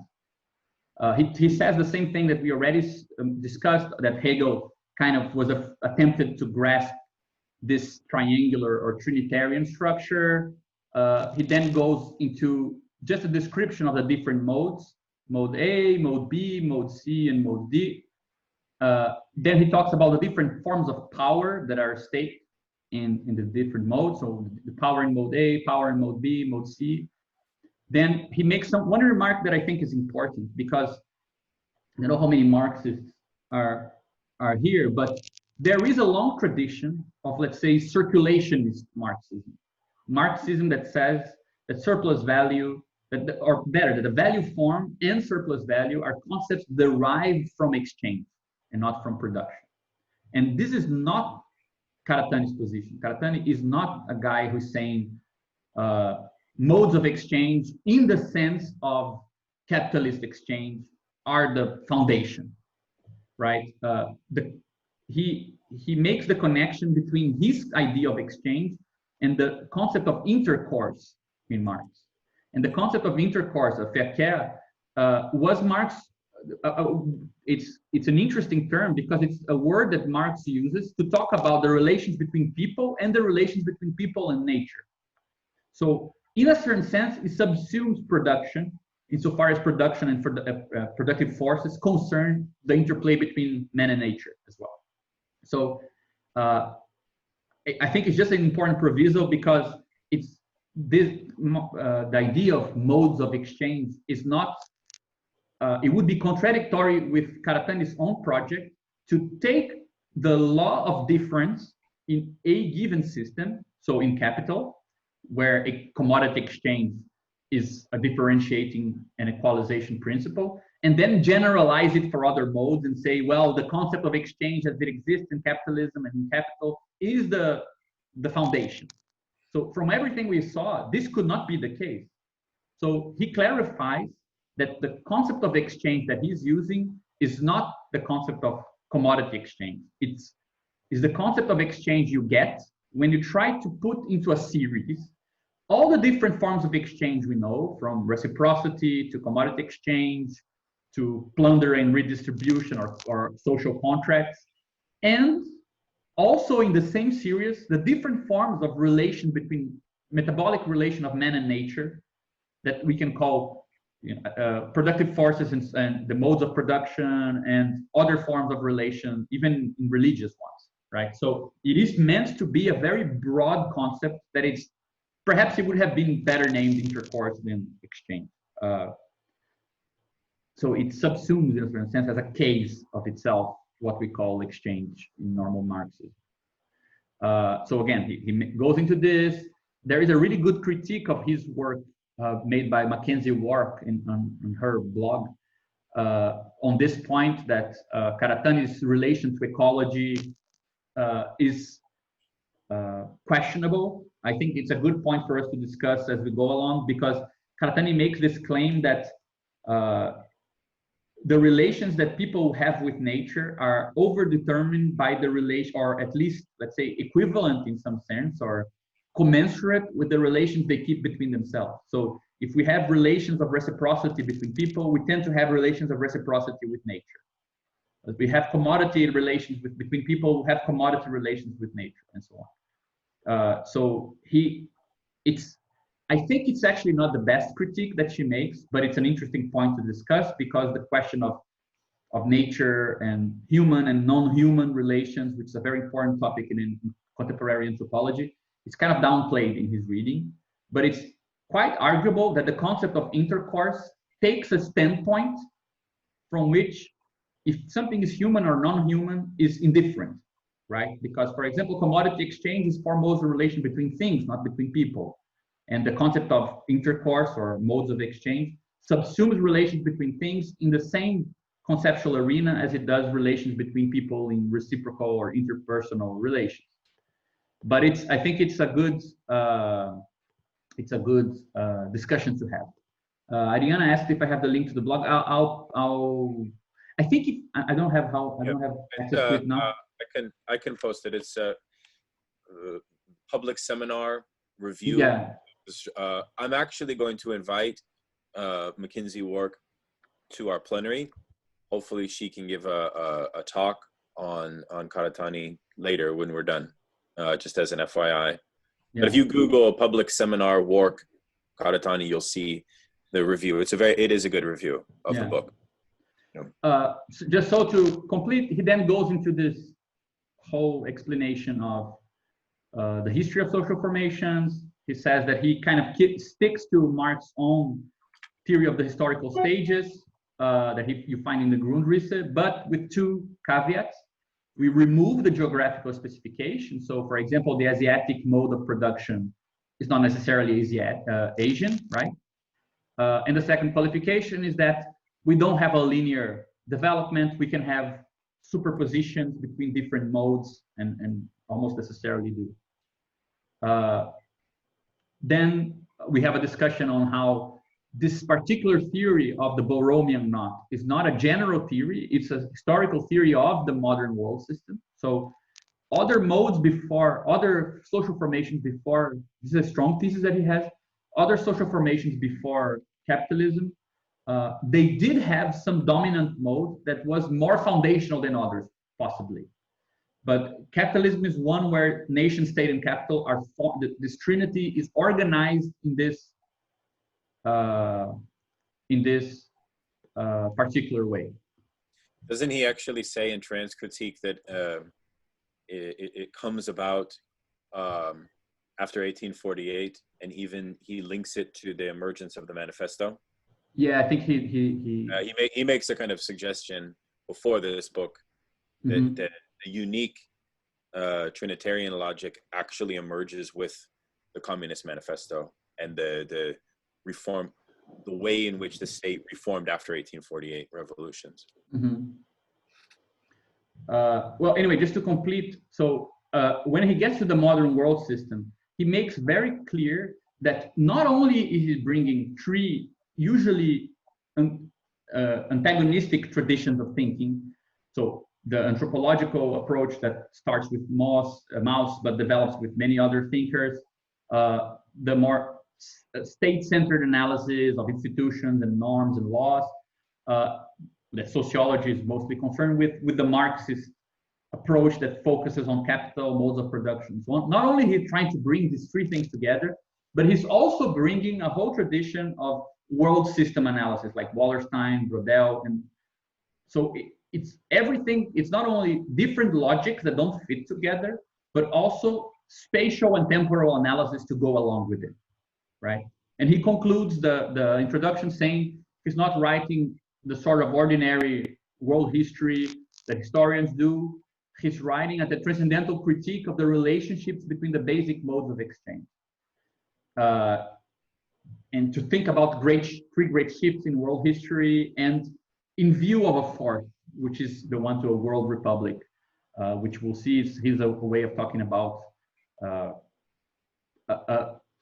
social formation dominated by mode D, right? So I just summarized everything that all the, let's say, the basic properties that he says of each mode in the introduction in this little chart. I think that, I mean, I'll send everyone this. I'll link the slides on the website as well. Anyway, but I think it's pretty straightforward. Just a summary of everything you have there, right? The only things that are not here that he also mentions in the introduction and that we will see as we go along is this sort of differential spatial structure that distinguishes, let's say, what are the relevant distances also, or what differences make a difference at each mode of exchange. So the family settlement, intertribal relations, organize the space in mode A, center, margin, submargin, and outer sphere, and their particular relations organized spatially mode B, and core, semi-periphery, and periphery organized mode C. We don't get a clear theory of spatiality in mode D. I think that's very important. The only concept we get is cosmopolitanism, right? I think that it's the mode where the idea of world makes sense. So none of these here themselves, they're world systems, they're mini world systems, world empires, world economies, and so on. But none of them is able to express what a world is. And it's interesting because in this quote we just read, Karatani makes clear that world history for him, the perspective he's taking on it, so we could also say perhaps the scale or the resolution he's taking on world history, is one that makes legible, or that makes intelligible, the shift to a world republic. So something that very short, very simple terms would be a social formation that the dominant mode is the mode D, and the relation between sub areas of this social formation are mediated by mode D and not mediated by commodity exchange. So it is a shift in size. It is a shift in perspective also, right? To a even higher sort of level of analysis. I think that as we go along, it will be clear that the thing that is most inconsistent in his theory is the mode D. It's sometimes something that he says is essential for social formation. Sometimes it's not. Sometimes it is the line that guarantees the continuity between religion, socialism, and communism and philosophy. Sometimes it's something more ordinary as a sort of added form of exchange that guarantees the cohesion. It's not so disruptive. So sometimes it's defined almost exclusively in its relation to mode A. So mode A would be the mode of the gift, and mode D would be the gift without reciprocity, right? You just give with no return. So I think that's the novelty that he's still trying to define. So it's also good as we go along to see how else we can formulate these things. Because in my opinion, what he calls mode D is something that is still not formulated in its pure form, let's say, right? The way that he presents it is itself very much kind of contaminated by the other modes. And the fact that it's similar to mode A, critical of mode B, supersedes mode C, but there's no intrinsic, there isn't that much intrinsic determination. So that's also something interesting for us to evaluate as we go along. And I think that the fact that he doesn't talk much about Latin America, for example, which is a place where a continent where religion plays very important and very specific roles in social formations, that's not so removed from the ABC of capitalism, right? Is something that is worth considering as well. I know some friends of mine who are here are interested in understanding a bit better how we can use Karatani to analyze, for example, the Brazilian social formation, the history of Brazil, or Latin America. So I think that that's also something worth going into as we go along.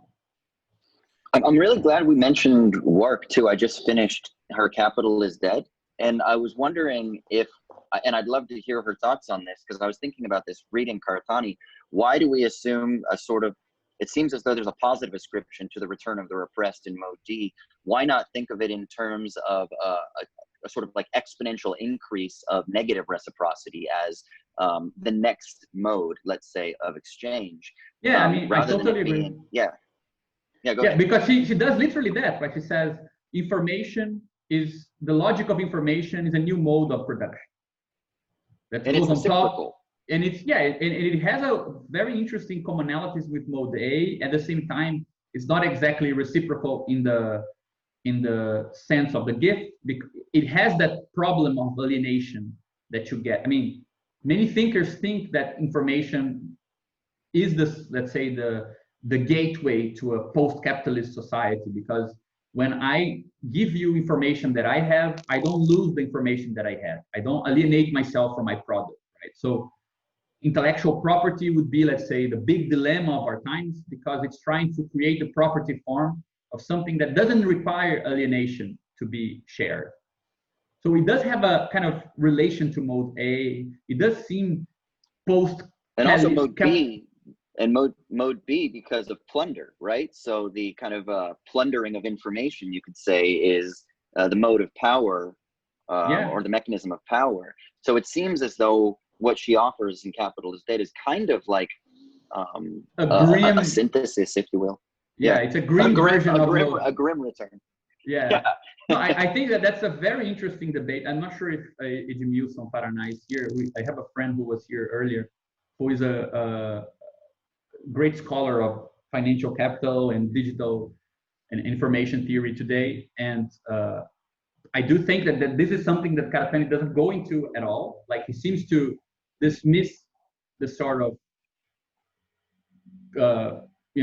revolution in communications with internet and so on as not really meaning anything different for capitalism. And I think that Mackenzie Ward perhaps is a counterpoint in the sense that she says not only that this is relevant, but that you can use Karatani's basic approach, because she definitely uses it. She's very well aware of it, and she makes an operation on Marx that is very similar, of saying, well, why not this new mode of production? Why can't it simply be superposed to the previous ones, right, and dominate them? That's a kind of Karatani-like move, but she makes it very grim and dark sounding. Like, yeah, there's something new, but it's kind of worse. I just realized that when you call Karatani a low-res Marxist, that's the same as Work calling him a vulgar Marxist. Yeah, I think. I mean, I would put Zizek, Karatani, Mackenzie, all in the same of kind of tradition of vulgar Marxism where vulgarity is a weapon and not a problem. Like it's not a hindrance to theory. On the contrary, like sometimes you need to take things in this sort of very low resolution approach to see the logic that's actually going on. So if I may, we do want to be respectful of people's time, because we know, like, if we continue, you'll feel pressured to stay. We don't want to do that. So we should close in proper form, just to create a good pattern for ourselves. And I apologize we did not do formal introductions of everyone. I think it would be useful to start next time with introductions, now that we got to know each other without really knowing each other. So we know, like, a little bit about where people are coming from, what they research. I think it would be useful, so we know folks that we can kind of turn to when we look at all, because this is such a multidisciplinary text. Many people here can, I think, probably help us at certain junctures. So I don't know if you agree. Yeah, okay.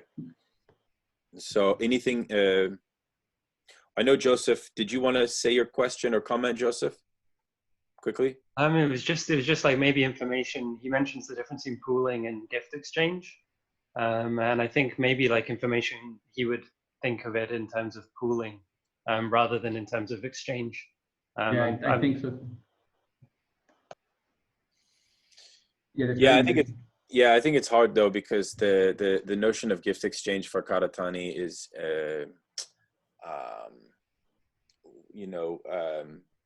it's non-reciprocal. And so you literally, like the example he uses, which I think is the best example, is like willingly deciding as nation states to destroy an arsenal of weaponry is the best example of a gift. But Daniel, I think we should make a difference, because he uses gift in mode A, and the reason why he uses gift in mode D is just because he sees the connection between the two. So it is, let's say, a displaced kind of almost metaphor in mode D, and it is an actual descriptive term in mode A, right? In mode D, it's like a negative definition, gift without counter gift. Right. But he assigns a higher mode. So there's like a turn to the sort of Kantian relationality of exchange of kingdom of ends as D, which is nothing like the finitude, I don't know if that's the right word, but the composition of gift in A. So A is always a rudimentary or primitive form of what D is capable of doing. So A on its very basis could never sort of elevate to the level of that kind of unreciprocal gift in some sense. Yeah, but I do think, yeah, I do. I just think that we should, I mean, I would put it in these terms. I think that the tradition in Western thinking that try to think mode D usually thought of it as a sort of ultimate mode A. So let's say death drive in psychoanalysis, which concerns something that you get by giving, right? Like, I don't get anything in return. I don't expect anything in return, but my sacrifice is already my pleasure, right? It's not a future pleasure I'll get, something like this. It's always thought in a small scale. It's an individual transference relation in the clinic between two people, right? So I think that there is something about a historical process in 20th century philosophy that connects mode D to mode A. It's the easiest way to think. But I think that contemporary thinkers have tried to move to a different description of communism that doesn't rely on the sort of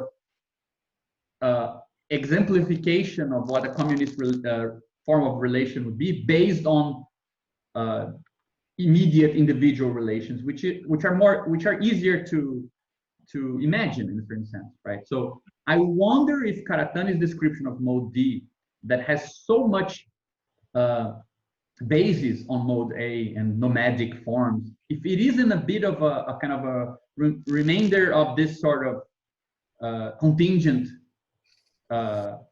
conditioning. The ways that we have managed to think about this are in terms of deformations of mode A, because that's where we've been able to experiment with it, right? Perhaps.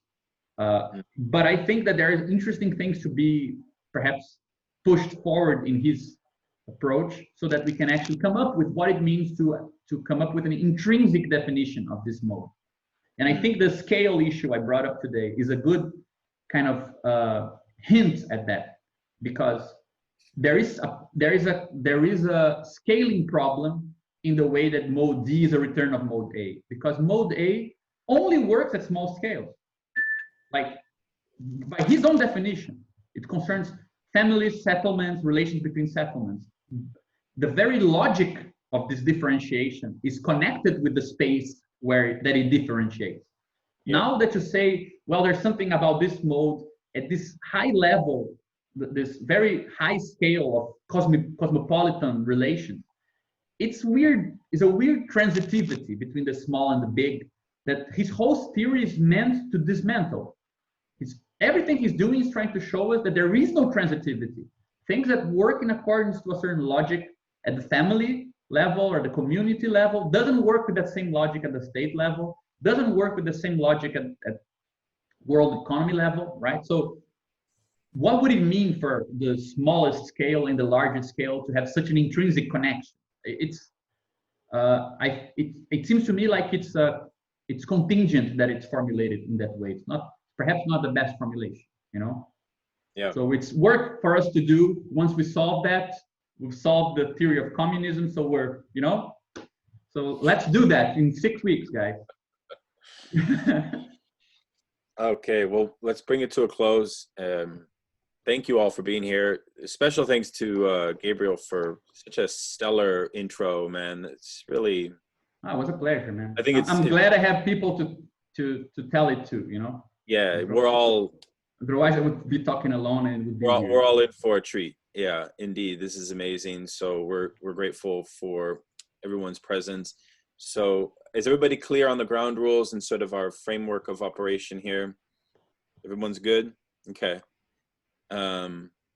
Just reach out to us. Sure. And yeah, and you know, we'll start off next time with brief introductions just so everyone can kind of know first name basis, you know, what you study, what you research, what draws you to Karatani. We'll kind of keep it to like, you know, a minute at most, maybe briefer, but yeah, we want this to be a really beneficial forum for everybody, and this is a great start. So we'll see you in a week. All the best. See you later, guys. My pleasure, man. Take care. Bye-bye.